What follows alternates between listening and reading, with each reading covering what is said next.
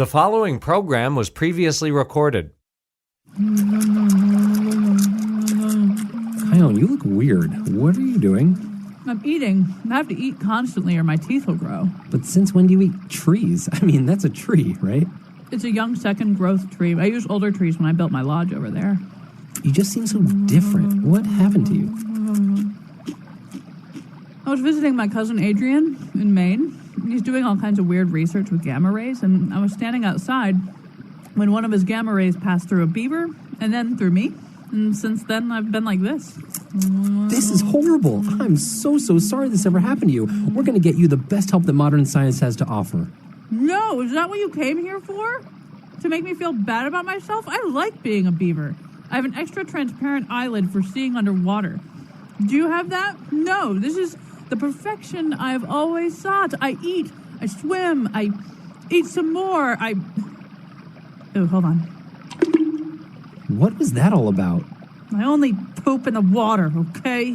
Why are you so angry? You try passing something with that many wood chips in it and see if you're in a good mood. Chion, this is no way to live, and I want you to... Wait, shh, do you hear that? Hear what? Can't believe you don't hear that. A trickle?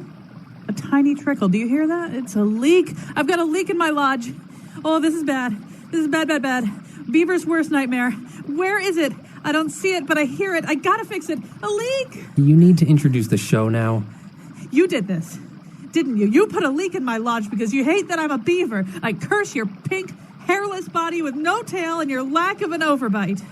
Well, here's a show about the world's greatest animal, me. And now a personal friend of Jerry Mather's, Colin McEnroe.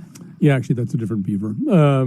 Although I thought about maybe just playing a little bit of an episode from Leave It to Beaver, and then I just thought it's too much of a cliche, and we traffic in enough cliches as it is. So we are going to be talking about the beaver today, our friend the beaver. And if the beaver really is our friend, we have not always been the beaver's friend. In fact, if we and the beaver were a relationship, we would have handled over the course of human history, particularly North American human history, that relationship wrong 95% of the time, probably or so. Whereas the beaver, left to his or her own devices, is handling the relationship pretty well. Obviously, we have to learn to live together, but I think probably they've done a better job of trying to do that anyway than we have. So we're going to tell you a lot of things today about beavers, and particularly about the role that they play in the ecosystem and the role that they can play, the positive role that they can play as the ecosystem that we messed up requires new kinds of help. We're also just going to tell you a lot about beavers. And it just turns out beavers, like Betsy Kaplan has become a beaver expert over the last day or so because the beavers are so rewarding to learn about, because every time you learn something about them, it's for the most part good. You know, I mean, they're kind of monogamous family animals, and they're really smart, and they really do work all the time, and they're hospitable. They in their lodges in the winter, they sometimes have muskrats and deer mice and frogs and insects, and I mean, they all, you know, it's like they're running a hotel. Not for nothing is it called a lodge, I guess. So as we go along here today, you'll just discover that these are fantastic animals. But we're going to start with the thing that propelled us into this story, and that was learning a little bit more about this reappreciation, rethinking of the beaver in a way, and the role that the beaver plays on the landscape. So joining us now is Jim Robbins, a freelance journalist based in Montana and a frequent contributor to the New York Times, where he did recently write about this very thing, the author of several books, including his most recent, The Man Who Planted Trees, Lost Groves, Champion Trees, and An Urge to Save the Planet. Very apropos of what we're going to talk about here. Also, Heidi Perryman, she's a child psychologist and the founder of Worth a Damn. We'll tell you more about that as we go along. Later in the show, you'll hear a living legend. Sherri Tippie is kind of the rock star of beaver reclamation. She'll be joining us a little bit later. I would try to describe Sherri Tippie, but I would fail. Also, Rachel Poliquin will be with us. She's a freelance writer and curator. She's got a new book, Beaver, and she's going to talk a little bit about sort of beaver myths, things that we believe about beavers which are not true, and ways in which our prejudices have led us to mistreat the beaver. Okay, I'm going to stop talking now. And Jim Robbins, I'm going to start with you. First of all, welcome to the show. Thank you. And hello, Heidi. I hear you in the background there, too, I think. Hello. Thank you. Jim, I'm going to start with you. The article that you wrote in the New York Times is something that's been covered elsewhere, too. This notion that one thing that beavers can do, given the right opportunity, is positively transform a landscape, and a landscape that increasingly may need transforming. We're looking at drought all over the country now. We're looking at situations where the snow mass doesn't hold, it isn't the safety deposit account for water that it used to be. And so beavers, when they introduce themselves into an environment, can actually have kind of an interestingly positive effect. I'll let you pick up the story. Explain what that effect is. Well, that effect is beavers build a dam in order to back up water and create a pond, which is their safety zone where they can build a lodge and enter the lodge underwater, which essentially keeps out predators. And what they do when they build these ponds is they raise the water level of not only of the stream but the groundwater level. And if you have a series of these dams along a stream, you can really impound a lot of water and raise the water level to the point where these streams are reclaimed. And that was the tours that we did for this story, looking at some of these streams. And sometimes it's beavers that build these dams, but there's also ways to kind of go to school on the beaver dams and build dams that mimic what they're doing as well, which they call, appropriately enough, beaver mimic dams. So it's seen as a way to, very inexpensively, if not completely money-free, of reinstalling dams and allowing the water to be impounded and to come up and naturally reclaim the environment along streams where beavers have been, removed or not allowed to come back. Not appropriate in every place, but certainly in some places it's a very strategic use of beaver dams to maintain not only water, but what happens after a beaver builds a dam is you get a return of lots of different kind of biodiversity. You get more grasses, succulents, trees in some cases. Although beavers do take down trees, they also bring trees back, and that in turn brings back other wildlife, songbirds, for example. So one of the things that's driven my reporting is how we can kind of learn the important roles that nature play and the things that they can do for us, because a lot of times we've forgotten what those are, and this is a way of kind of utilizing nature for its benefits, whether it's trees or beavers or any number of species. Yeah, watching the PBS documentary about this was amazing. Watching situations where something that was essentially a Nevada desert became a biodiverse area with wetland and marsh, and habitat for sandhill cranes or mule deers, or depending on where in the country you are, a lot of species will come back around this area that was completely arid and not really life supporting prior to that. And I guess also it's the depth of these ponds too. They run deep, and the bottom of them is all kind of channeled by the beavers in ways that they need, but that also creates a pond that's less likely to evaporate and can hold up to heat a little bit better. So Heidi Perryman, with all that in mind, you're in California, where drought is not simply something we speculate about; it's something that you live through. So what kind of roles are the beavers playing right now? Well, I think California has really under-recognized the value of the beaver. We're probably one of the only cities that has worked hard to live with beavers in Martinez, California, where I'm from. And what we see is that the beaver activity has allowed us to have all this new wildlife now. We have otter and mink and steelhead and wood ducks, and this would never have been possible without the beaver dams. Jim Robbins, as you were sort of suggesting earlier, we have to be a little bit realistic about this. This has been a shaky relationship for a long time. And there are situations in which a beaver dam is kind of either not appropriate, or because of what humans have done, it represents either a nuisance or an actual safety hazard. A beaver dam that breaks can actually wipe out a road, and it's not unusual to see them flooding houses. So can you talk a little bit more about the balancing act that gets done around that? I think we've moved along from just randomly dynamiting their dams, but on the other hand, there are situations where you kind of don't want a beaver. Yeah, I visited a place near Butte, Montana, which is south of here, and they have brought the beaver back into the Silver Bow Valley. They understand the role that it plays in storing water and allowing that water to slowly drain, rather than having a storm hit and having the water, or when the snow melts, having the water just rush down a mountainside and into a river and disappear.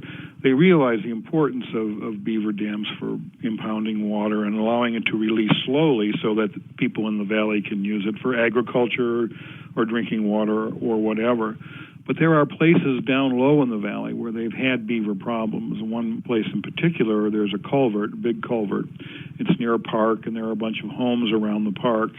And the beavers have kept building their dams in this culvert. They see the culvert as kind of a half-completed dam, and they come in there, and they've stopped up the culvert and build the dam to make their pond, to make their lodges. Well, what happens is when they stop up the culvert, it backs up the water, and it floods the park and floods the homes, and people can't use the park, and the homes get water in the basement. And so the beavers kept coming, and they kept trapping them out and shooting them out, and they kept coming back, because if there's one thing a beaver can't stand, it's the sound of running water.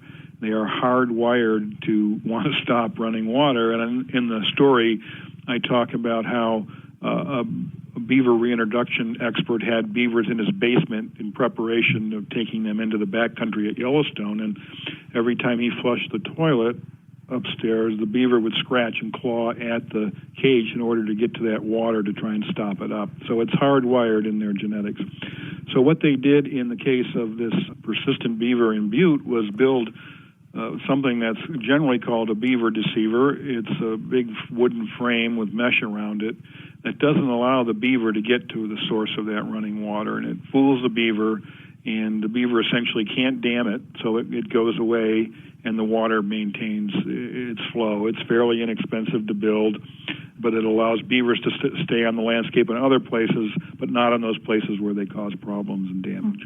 I even saw some footage of before I think the beaver deceiver was invented.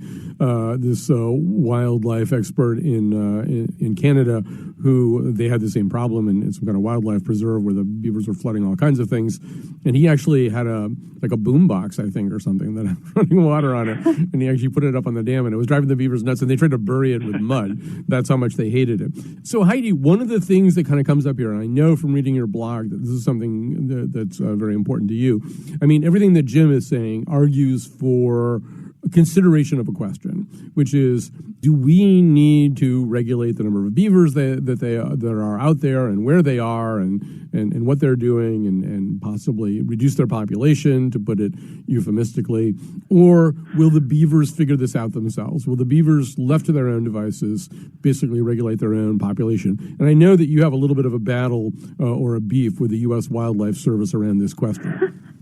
Well, I think that beaver populations tend to expand after people do a lot of trapping. They tend to restore their numbers to what the habitat can sustain, and then they tend to stabilize. And people really underestimate the fact that we used to have millions more beavers in America, in the northern hemisphere, than we have right now.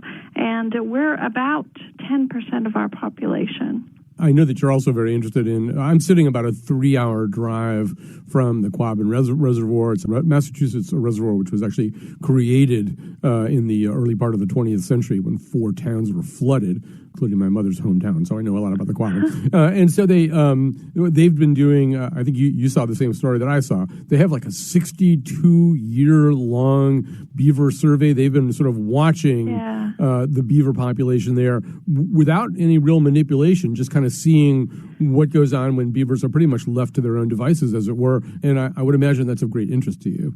Well, Massachusetts is kind of a unique population because they had a voter law in 1996 that outlawed trapping using conibear traps, except for, which is a typical beaver trap, except for in rare cases. And this has really become an issue in lots of Massachusetts because they really are confused as to whether these beavers can be, they don't allow relocation. Can the population be sustained?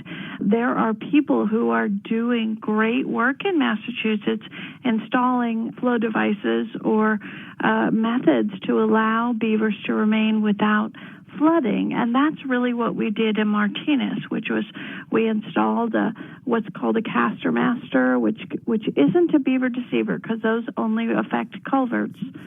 Our problem was that the dam was too high, and people were worried it was going to flood our city. So we installed this pipe that's protected kind of like the guy in Canada, the limiters you saw in the documentary. And that controlled our dam height. It's been working for 7 years. And because that problem was solved, we were able to just focus on what the beavers could do for our community. Jim, one thing that we should say is that based on everything that we've ever seen or everything we've ever heard from any kind of wildlife expert or anybody else trying to deal with this problem, if you try to out-engineer the beavers, you're going to lose. If you try to blow up their dams or do something else to them, I read a piece by one guy in Colorado who said that in all the work that he'd been doing with this, he felt like he was basically training the next generation of beaver engineers. You know, everything that he tried, they would immediately figure out something to do about it. He was just making the beavers a little bit smarter, a little bit more ready for the next person who came along and tried to do that. I mean, it's important to say they are amazing and they're better than we are at controlling water. Yeah, I think that's true. And I think that, you know, if you think about what a beaver does, it's out there and it's got this second step to its thinking that a lot of animals don't have, which is it creates a dam to back up the water to create a pond that it knows it's going to be safe from predators from. So it's got a house that's underwater. So there's an extra level of thinking that some birds do, this 2 or 3 step thinking. And beavers do that, and it's very unusual in the animal world, and it's really quite something to watch them build a dam and then build a house in the pond because they know that the underwater entrance is going to keep them safe from predators. So it's really hard to outthink a beaver. It's working in its element, and it knows what it's doing. Heidi, a lot of the problem here is that for a huge portion of America, beaver equals pest, right? It's an animal. It floods the road, it floods the golf course, it floods something. This is a problem. You got to get rid of the beavers. You blow up their dam, they build it again, they flood the road again. So a lot of this is maybe trying to call a little bit more attention to what these animals are, who these animals really are. Right. I know you actually do sort of a beaver festival, right? I mean, is that sort of part of it? We do a beaver festival every year. This year will be our 8th one, and what we're trying to do is to teach cities how and why to live with beavers and really make it clear that solutions are very available, they aren't expensive, and they do work for the long term. Whereas if you trap out your beavers, if you kill off your beavers, you're going to get more beavers the following year, and you're going to have to pay for it again next time. So what happens at the Beaver Festival? I mean, is there a parade? Is there a homecoming king and queen? We have events and activities for children. We have wildlife groups from all over the state kind of teaching how beavers help wildlife in general. And one of the things that we really have enjoyed is kind of connecting with the community to allow individual voices to really change the policy. I mean, originally, Martinez was going to do just what every city pretty much in America does when they have beavers in their creek, which is they were going to kill them. So we were able to force them to solve the solution in a different way by bringing in an expert from back in 2007. We had to go all the way to Vermont to get an expert. We had to go get Skip Lyle, 3,000 miles. So, and now there are experts all over the country. There are websites all over to teach about this. There wasn't back then.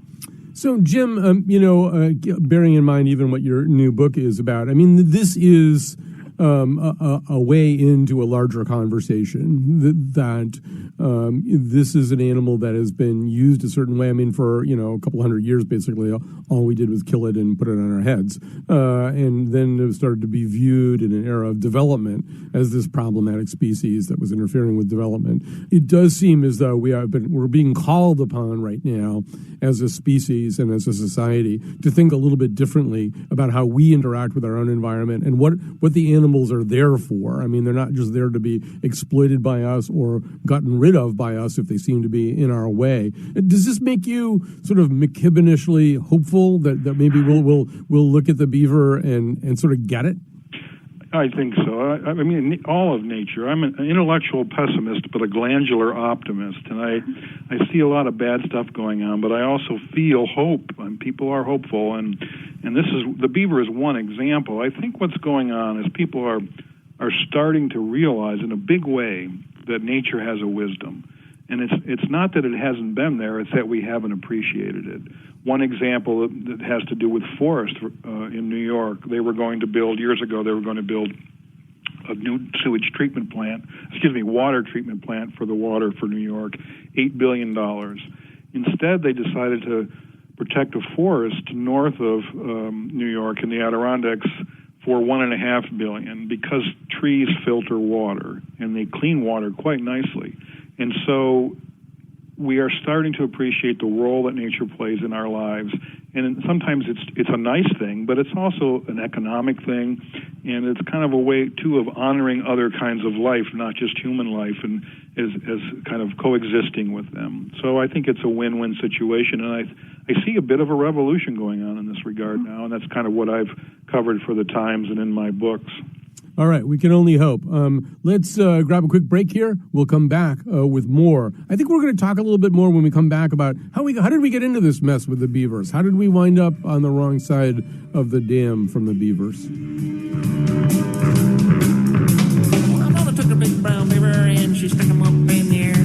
Said I sure do love this big brown beaver and I wish I did have a pair. And the beaver once slept for 7 days and it gave us all an awful fright. So I tickled his chin and I gave him a pinch and I tried to bite. Well, I know I loved her big brown beaver and she stroked him all the time. She picked her finger one day and it turned to her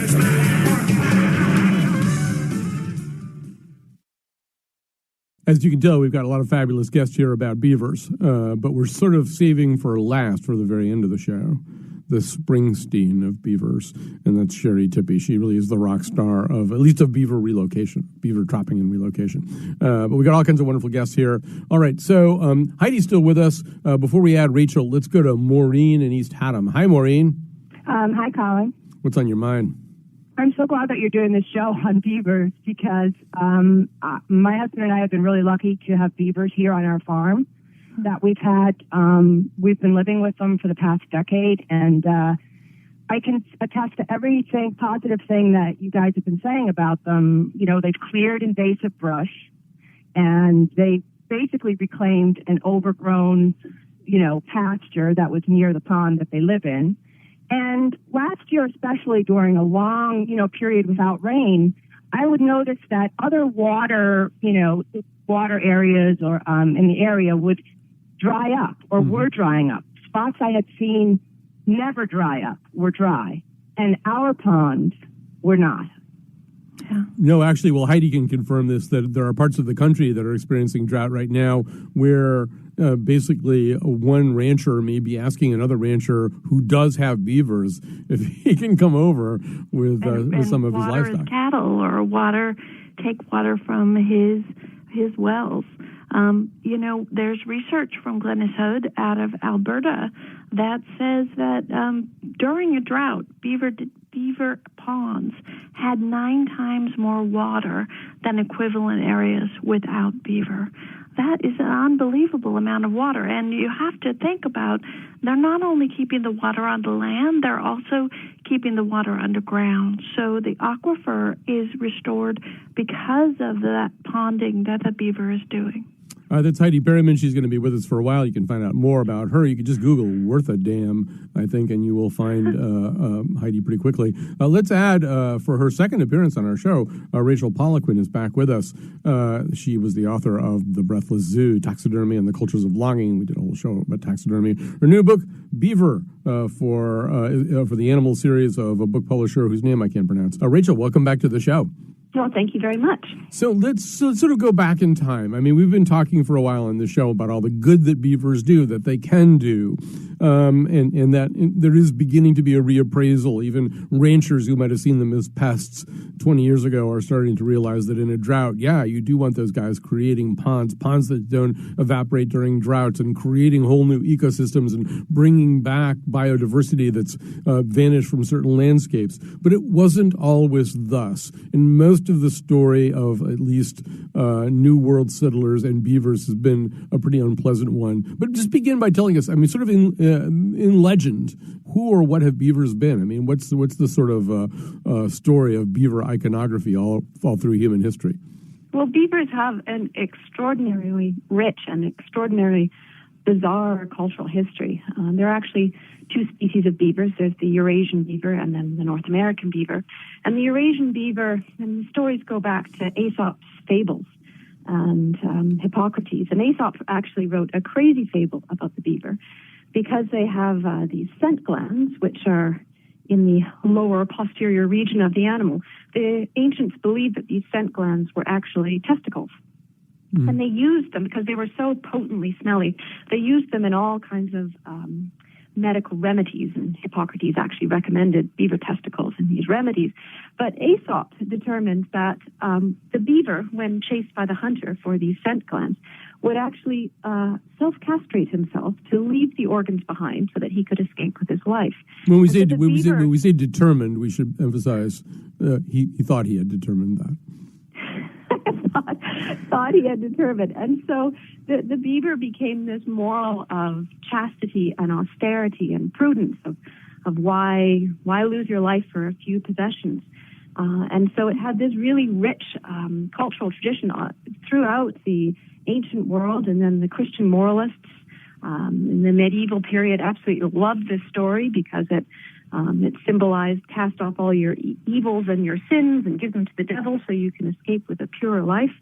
And so that was one really potent and strange history that the beaver carried with it for a very long time. And it wasn't until about the 16th century that someone dissected the beaver with sufficient anatomical clarity to determine that these weren't actually their testicles and that there was no part of the story which was true. But castorum, which came from the castor sacs, continued to be used as a medicine, mainly for gynecological complaints, which is somewhat bizarre, well into the 18th century. And so it has this really rich medical and moralistic tradition. That's certainly one great story of the beaver. Oh yeah, but I mean, castor oil, which I mean was used long after that. Is that from a beaver? No, and I find that a really crazy thing. And I spent a lot of time trying to find out how castor oil actually got its name, because it comes from this very toxic plant, which the ancients had all kinds of different names for it. They called it the palm of Christ. And they had there's an incredibly rich history, and I take it to this one guy who decided to bring in this particular plant into England in about the 18th century, who determined it would be called castor oil, I guess because castorum had such a rich history within the English particular medical system. But there's no connection whatsoever, but it kind of picked up where castor oil left off. You know, Heidi Perryman, as you're listening to this, back to this idea that the Christian moralists associated beavers with chastity. That's not quite true. But beavers, a Christian moralist really could construct a pretty good story around beavers. As far as I can tell, they're pretty monogamous and they're very family-oriented. Well, it takes a long time to raise a beaver family. Beavers only enter estrus once every year for 12 hours, so you only have a very short time to reproduce, which is why probably beavers are monogamous, because not much time to find Mr. Right. And so what we know is it also takes, 2 or 3 years to raise beaver children. So beavers' families are really essential to the structure of how they live. Beavers get trained on the job with their parents all the time, and we've been able to watch that firsthand for 7 years here in Martinez. Yeah, there's a big learning curve to being a beaver as opposed to a lot of other kinds of animals. So the yearlings, for example, they're not really ready to take over like a whole beaver operation. Absolutely. One of the things we always see with yearlings, which we kind of describe as teenagers, is that they bite off way more than they can chew. Like if you see a tree being chewed, that is a huge tree that will never fall. It's always a yearling that's doing it because they get kind of excited and eager to do what they need to do. We've seen kids, struggling to work along their parents and get trained on the job. And you can really see a change over time of their skill. And even though beaver brains aren't huge, beavers are not geniuses, but they do tremendous on-the-job training. So, Rachel Pollockman, there's so many things that we want to cover from the lore of beavers with you. I certainly, like most people, have heard that there's a 400-strong beaver workforce on a beaver gulag of some kind in the North Woods of Canada. Can you tell me more, first of all, about that legend, and then confirm the absolute truth of it also? Well, the legend seems to date to the early arrival of Europeans in North America. And I assume when they first came here, there were extraordinary, amazing beaver dams that had been around for centuries. And because beavers are rodents, and most European naturalists thought rodents were the most lowly of creatures, they had no understanding of how such a lowly animal would actually be able to construct dams, there are some dams which can be up to 1 kilometer long. And so I think that was the origin of them really trying to struggle and figure out how this was possible, that they thought, well, obviously 400 beavers must get together to do such things. But I think the first mention of the legend comes towards the end of the 17th century, but it really took off in the 18th century, which is the moment of the Enlightenment, and people were thinking about what was the ideal political structure, how could humans function together, was some sort of authority required for humans to get together for cooperation. And so it was repeated over and over again by various naturalists, but also some of the big top names in the Enlightenment, some great philosophers who applied to the 400-strong beaver workforce whatever political structure they thought was the most ideal, whether they preferred to live in an authoritarian regime or whether they thought that there was such a thing as utopia and we could all get together without an overlord. And it was repeated over and over again throughout the 18th century, and you finally get its sort of crescendo in writings of some of the romantics, even into the early 19th century. I was told that it was an anarcho-syndicalist commune in which each beaver took turns being an executive officer for one day, but all substantive decisions of that officer had to be ratified by 2/3 of the voting beavers. Just because time is short, time is fleeing, and it seems to fit Tierra del Fuego. This is a pretty amazing story because, most of what we've been saying today with Heidi, with Jim, we'll be saying it more with Sherri when she gets here, is kind of about how, in fact, beavers can, if properly handled and related to, enrich a landscape and really make things better and stimulate the growth of trees by clearing out certain trees and creating room for growth and stuff like that. Now, Tierra del Fuego is a slightly different story, and this is a case where you can watch in black and white footage in dating back to, I think, 1946, an ecological disaster unfold before your eyes. So I'll let you take over the story, though, Rachel. Yeah, in 1946, they brought 50 beavers down to the Tierra del Fuego Islands in the hopes of starting a fur trade, and they just let them loose down there in the bottom of the world. And the fur trade flopped. The fur trade kind of flopped around the world at around that point, and no one really took notice of these 50 animals down there. And of course, it's just prime beaver territory down there. There's water, there's trees, there's very few humans. And they have just gone absolutely crazy. And from the 50 animals that were originally left, there are now 200,000 beavers munching and doing their ways through the ecology of South America. And one of the problems is the southern beech tree is one of the few trees that is down there, and it just didn't evolve to be chewed by beavers. They don't have their roots wet. They are dying and they are not growing back, and so the beavers are just continuously moving from island to island and just destroying the ecology of the islands. And so they now made it onto the mainland, and the beavers are being seen on the mainland. And so I think in 1981, Argentina released their first hunting licenses. So there's now a bounty on beavers. And I think in the 90s, Chile determined that they were a harmful species. They are now mounting a binational agreement to eradicate these 200,000 beavers from the southern islands. And so they determined it's going to take about 9 years to complete, and it's going to cost about $35 million. And they're going to go from helicopters from island to island, shooting and destroying 200,000 animals, which is just extraordinary and horrifying. And as you say, there have been 2 continental waves of beaver obliteration, first in Eurasia and then in North America. And now this third one is being mounted to start. And on the one side, there's great benefits to the very, very pristine, unique ecology of South America. But, I mean, beavers are about the size of a Labrador dog. What are they going to do with 200,000 beavers? It's a horrifying thing. Right. I understood that part of the problem is that the trees in Tierra del Fuego don't grow back because they're growing upside down. And I would assume that. Though you'd think that would make it easier for the tree to grow if it's growing upside down. But, Heidi, while we're on this and sort of people's misconceptions about beavers, by the way, that beaver story reminds me so much of the introduction of the mongoose to the Caribbean islands. It's a get-rich-quick scheme gone awry.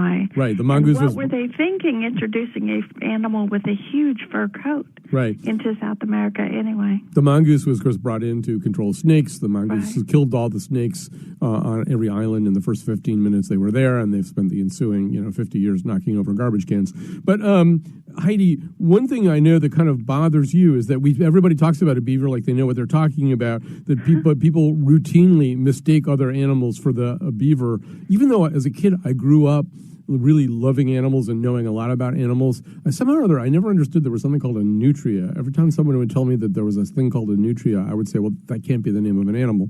But I know that you do feel as though people think they're looking at beavers and they're looking at something else. Yeah, well, the nutria is an interesting story because it's sort of the story of America doing exactly what South America did, supposedly, which is to bring in an animal that didn't belong here because we wanted it for the fur trade. And this animal is extremely destructive. It's considered a negative keystone species. It's chewing things, and of course it doesn't build dams. But the problem is that whenever you see a photo on the news that is of a beaver, it may or may not be a beaver. Very often they're using stock footage that is actually a nutria. And, I've gotten there are very rare cases where this is actually solved and reported differently. But in fact, people misunderstand nutria. And the reason this matters is because it's sort of like mistaking goofus for gallant. I mean, they're very different animals. They cause very different effects. And so I really want to be able to help people know the difference as much as possible. The other thing that makes it even more confusing is that nutria is actually the Spanish word for otter. So it couldn't be more mixed up. No, it couldn't be more mixed up. All right, we have to take a break. When we come back, we will be bringing aboard the Springsteen of beaver relocation, and maybe even more than that. Sherri Tippie is going to join us. Well, Bill the beaver left the lodge at the proud young age of 2. He said so long to his father Bud and his mama Betty Lou, and he cruised down that shallow creek from upper to lower Snafu, and he took the downstream side and built his own lodge too. And Bill took the downstream side and Bud took the upstream side. You got to build your lodge with pride, 'cause that's what beavers do.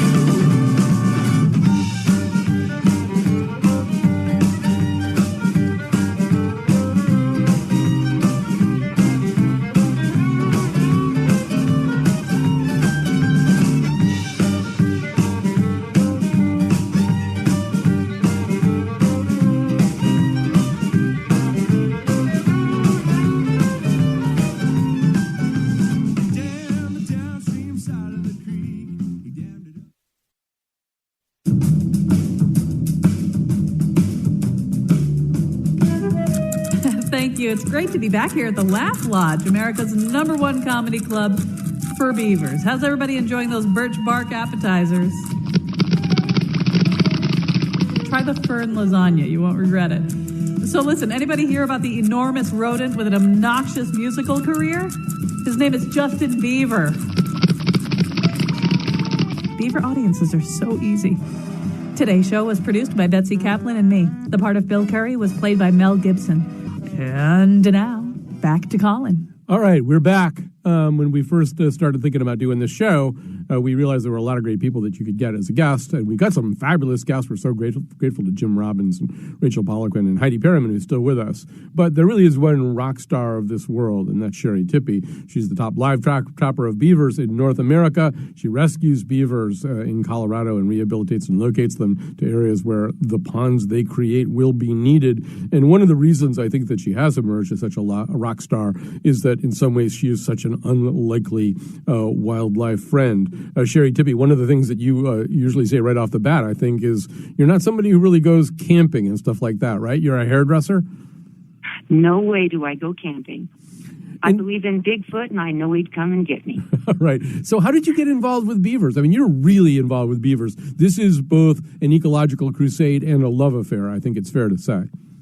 Well, it's really, I believe in the earth, and I believe that the earth supports us, and beaver are right there, especially in an arid environment, to provide water for us, which is our lifeblood, really. So explain what it is you do. First of all, how do you trap a beaver, and then how are you able to reintroduce them to other areas? Well, what we do is we go out in early evening, and we set up these hand-cocked traps. They're very large. When the beaver get in them, they're not hurt.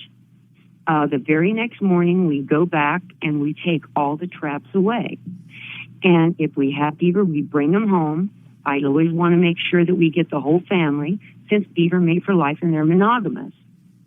Yeah, okay. So I know I heard you say one thing in one of the documentaries. You say, I'm not getting these beavers out of a catalog. So whatever I get, whatever the family is, that's what's going to the next place.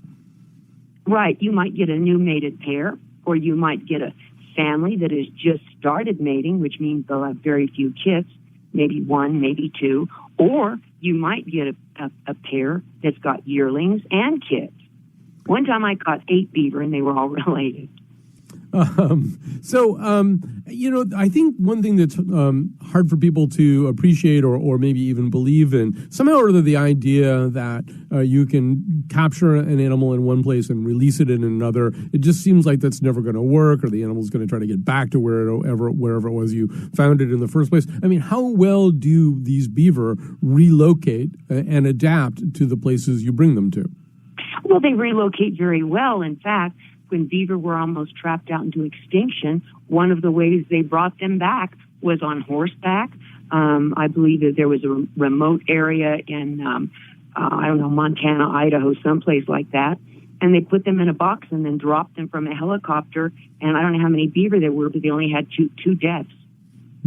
So that is impressive. But I guess the other thing that you have to think about is that beavers, they do have predators, right? There are animals that will prey on them. So as you introduce them to, say, a rancher might want beavers in order to create more water for livestock, but ranchers also have other big and ferocious animals that are prowling around anyway. How does that work out? Well, sometimes it doesn't. We gave beaver to a hunting ranch 42 miles west of Colorado Springs. He has a huge hunting ranch. People come from all over the world to get elk, and he needs the beaver desperately. His mother, who's 81 years old, used to swim with the beaver in the ponds. And every time I bring beaver back, she cries. She's so happy to see him. But for a while, lions were getting some of them. But we kept it up, and then they started building dams. Now he has the biggest dam on his property that he has ever seen, and he is more than thrilled. That is terrific. Heidi Perriman, I can hear you there in the background as Sherri Tippie is talking.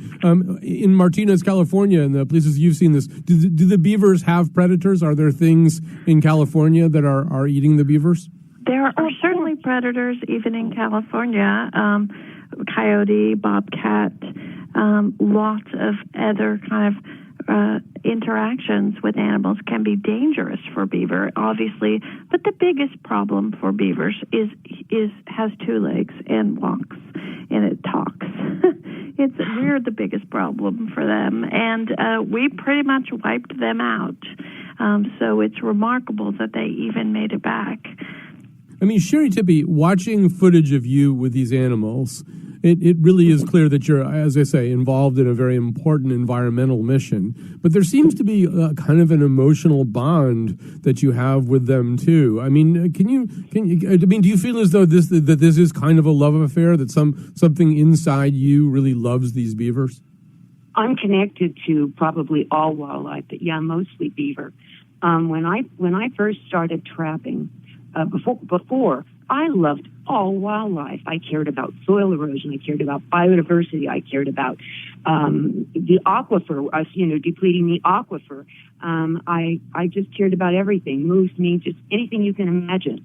But gee, that's like a big job ahead of you. Well, when I started live trapping beaver, here I had this little animal that I picked up and started loving. Since I'm not a biologist, I mean, it's my natural, I just want to love everything.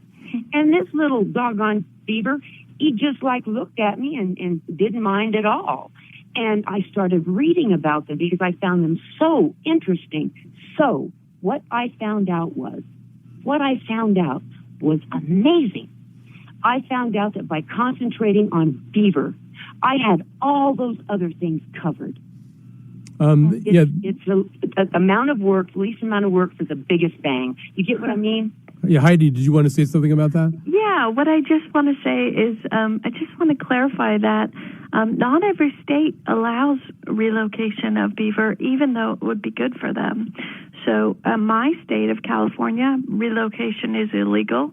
There are many states in the West and in the East, in fact, most, where it's not, you're not allowed to move beaver from a place where they're causing a problem into a place where they would do good.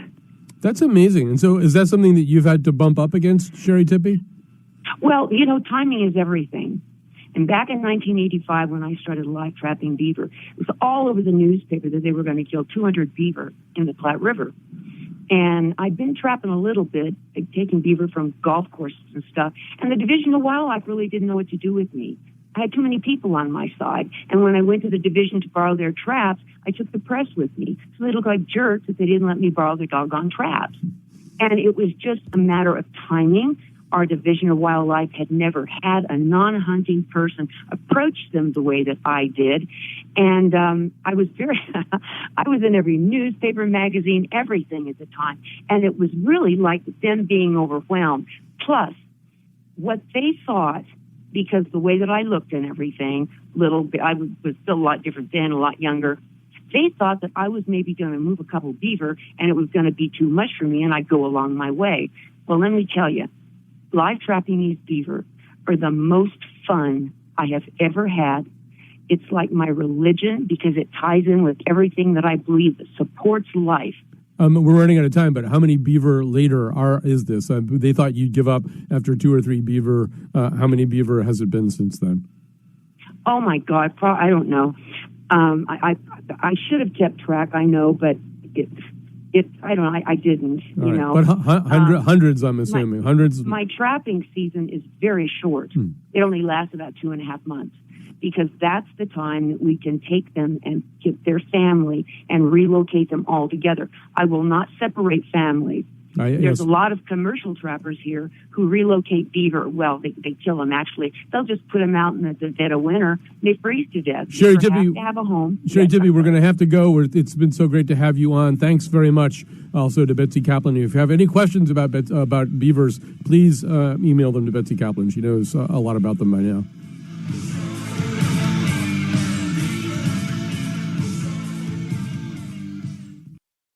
Hey, Greg, you want to come to my lodge later? I used my teeth to whittle a folding chair with an attached ottoman. That's nothing. I used my teeth to whittle a solar-powered 42-inch flat screen.